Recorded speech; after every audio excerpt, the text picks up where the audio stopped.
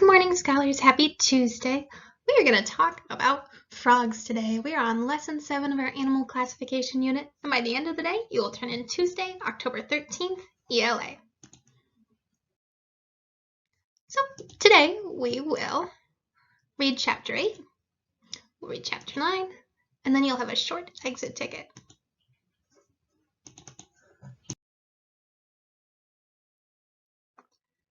Right now, I want you to go ahead and get out a piece of blank paper and draw a Venn diagram that looks like this on your paper.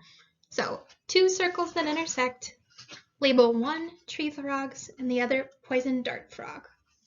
The title of the overall Venn diagram is frogs. Pause the video here until your page looks like mine. If you need more time, go ahead and take it, but right now we are going to start.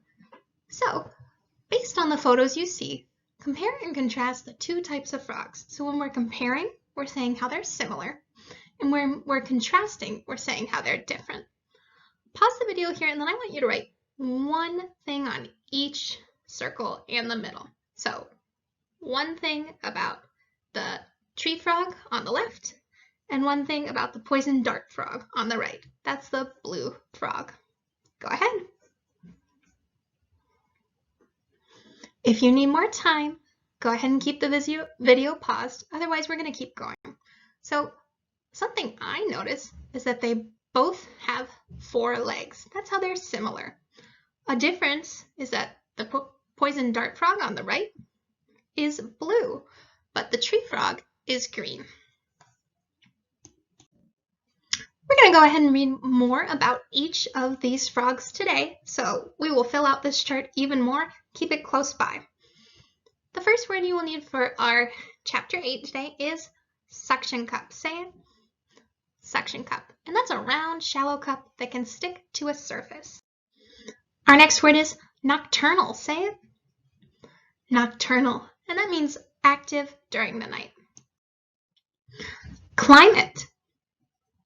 Climate. And that's the usual weather pattern in a particular area. And with that, I'm going to hand it over to Rattenborough for chapter 8. While you are listening, write down at least 2 things that you heard about tree frogs. Chapter 8. Tree Frogs. As you have learned, amphibians are vertebrates that spend part of their lives in water and part of their lives on land. They start out like fish because they are born with gills and can breathe underwater. They later develop lungs so they can breathe air and live on land. Tree frogs are one type of amphibian. They are different from most amphibians because they spend most of their lives in trees. The American green tree frog can be found in most parts of the southeastern United States. A typical American tree frog is only about 2 inches long, so they are pretty small. But they can be loud if there are a few hundred of them gathered together. If you live in the southern United States, near water and lots of trees, your summer nights may be filled with the gentle chirps of tree frogs. American tree frogs range in color from lime green to yellow. A tree frog's most distinct characteristic is its long toes with suction cups. The suction cups allow a tree frog to cling to and climb anything. A tree frog can even stick to a window. Tree frogs like to stay in the trees, so you are more likely to hear them instead of see them. They will leave the trees to lay eggs. They are most likely to come down to the ground after a heavy rain when everything is nice and wet. If you do see one, don't worry, they are pretty friendly. They are easy to catch too. If you catch one, it might sit on your hand or crawl around on your back. You will probably only find them at night because they are nocturnal. This means they sleep during the day and are active at night. They eat small insects such as crickets, moths, and other nocturnal insects. Like other amphibians, American green tree frogs lay their eggs in or near the water. Most of them like to lay their eggs very close to water, but not quite in it. Their favorite place is on a tree limb or leafy branch that has fallen into a pond. Different kinds of tree frogs have been around since long before the dinosaurs roamed the earth. You can find many different types of tree frogs in parts of North and South America, Europe, and Southeast Asia. This is a red-eyed tree frog which you can find in Mexico and much of Central America. Most tree frogs prefer a fairly warm, wet climate. If you live in a place with tree frogs, consider yourself lucky. In the summer, you can fall asleep each night listening to the steady song of a tree frog orchestra. All right, so you should have written down at least 2 details about tree frogs. If you didn't get anything, make sure that you get at least 2 down from what I have written. Tree frogs are about 2 inches long. They have long toes with suction cups on the end. They are lime green and yellow.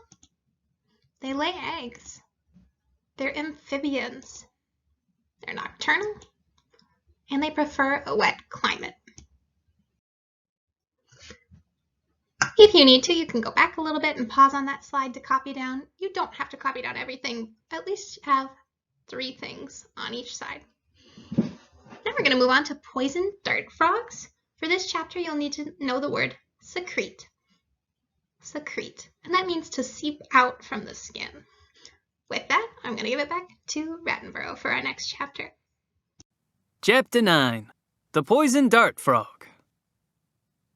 A poison dart frog lives in the rainforests of South America. It is a tiny frog. It is only 1.5 inches long. It is cute, but it would be a mistake to pet this frog. Frogs like this one secrete poison. That means the poison seeps out from its skin. Some poison dart frogs secrete a mild poison.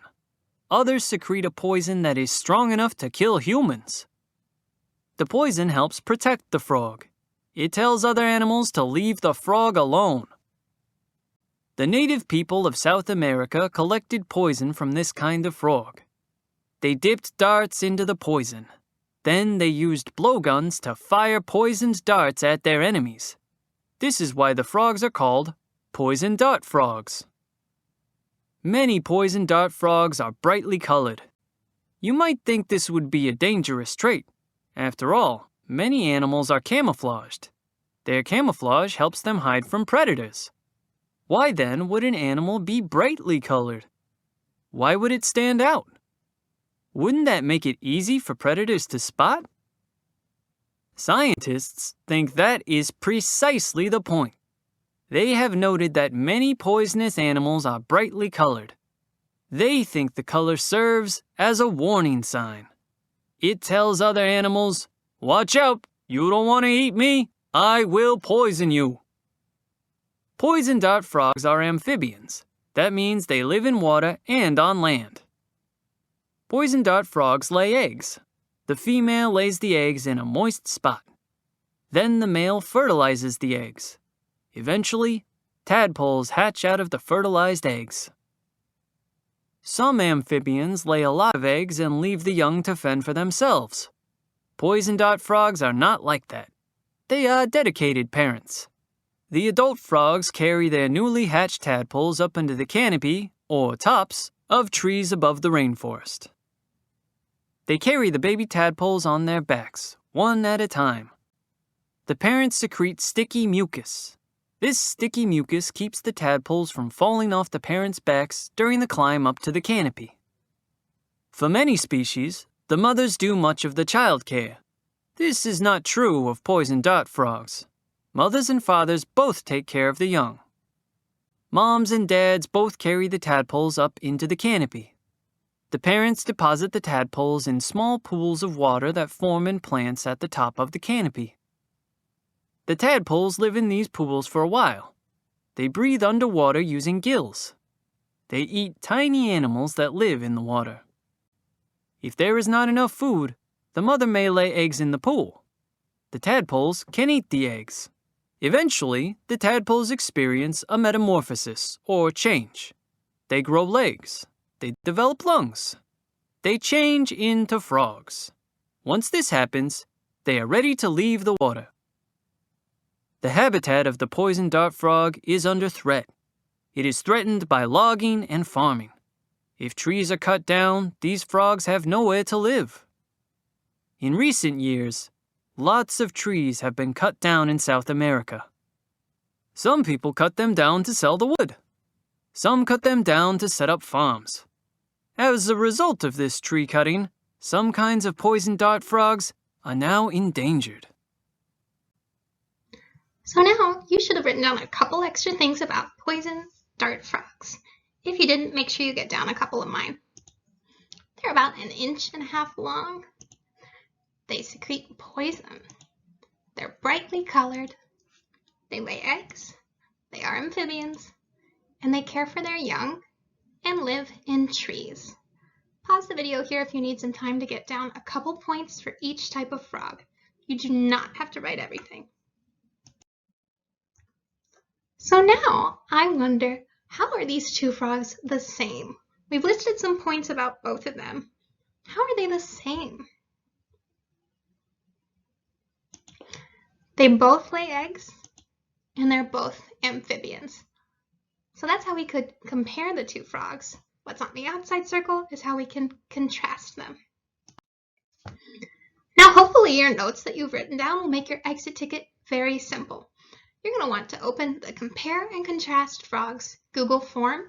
It's located under Week 6, Tuesday, October 13th, ELA. It looks like this.